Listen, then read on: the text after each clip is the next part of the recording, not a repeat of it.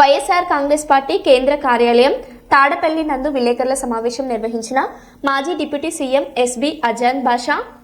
కర్నూలు మాజీ శాసనసభ్యులు హఫీజ్ ఖాన్, వీరితో పాటు ఎమ్మెల్సీలు రాహుల్లా ఇషాక్ బాషా, మెహబూబ్ షరీఫ్, దస్తగిరి తదితర మైనార్టీ నాయకులు ఉన్నారు.